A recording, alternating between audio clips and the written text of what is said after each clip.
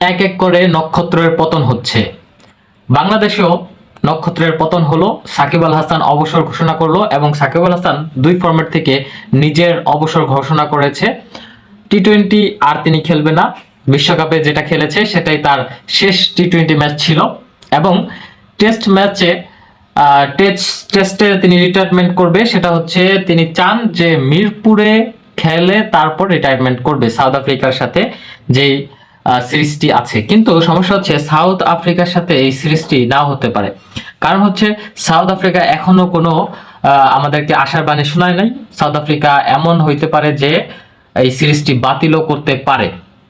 So এবং আরো একটি বিষয় রয়েছে, সেটি হচ্ছে সাকিব আল হাসান কিন্তু আশঙ্কায় আছে। কি আশঙ্কায় আছে? সেটা হচ্ছে সাকিব যদি বাংলাদেশে ফিরে তাহলে তার হচ্ছে এই মামলা মোকদ্দমা, জেল হাজত, তারপরে হয়রানি, তারপরে এই যে দর্শকদের, বাংলাদেশের পাবলিক মানুষদের যে ক্ষোভ আছে সেই আক্রমণের শিকার কি তিনি হবেন কিনা, এছাড়াও দেশের বাইরে কি তিনি ফিরতে পারবেন কিনা, তিনি তো হচ্ছে পুরো বিশ্ব চষে বেড়ান।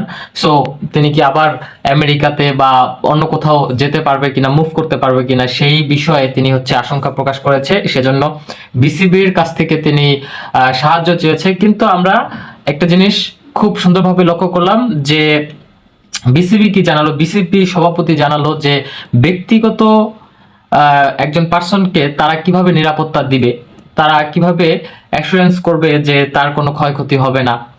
তিনি বলেছে যে ক্রিকেটার হিসাবে ক্রিকেট থেকে যত ধরনের ফ্যাসিলিটি দেওয়া যায় সেগুলো তারা দিবে, কিন্তু রাস্তায় একটা হামলা শিকার হলো বা জেল মোকদ্দমা, এগুলো তারা কিছু করতে পারবে না। সো সাকিবের মতো করে বলেছে, কিন্তু বিসিবির সভাপতি এই জিনিসটা ক্লিয়ার করে দিয়েছে।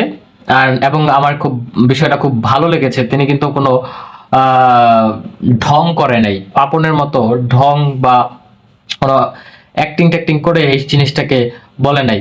তিনি ডিরেক্ট যেটা সত্যি, যেটা তারা করতে পারবে এবং যেটা করতে পারবে না সেটা খোলাখুলি বলে দিয়েছে। এবং সাকিবের বিষয়টাও কিন্তু খুব ভালো লেগেছে, সাকিব কোনো নাটক করে নাই।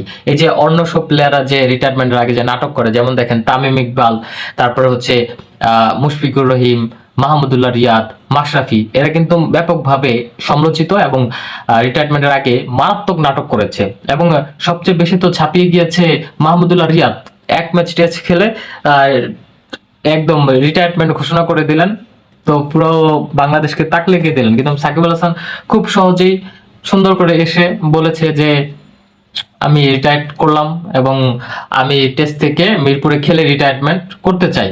ঠিক আছে, মানে একদম স্পষ্ট ভাষায় কথাবার্তা, এর থেকে সুন্দরভাবে রিটায়ারমেন্ট আর হতে পারে না। নিজের ইচ্ছাটাও প্রকাশ করেছে এবং খুব সম্মানের সাথে তিনি রিটায়ারমেন্ট ঘোষণা করেছেন। এবং আমাদের সকলের উচিত এই তার যেই ডিসিশন, এই ডিসিশনকে সম্মান প্রদর্শন করা।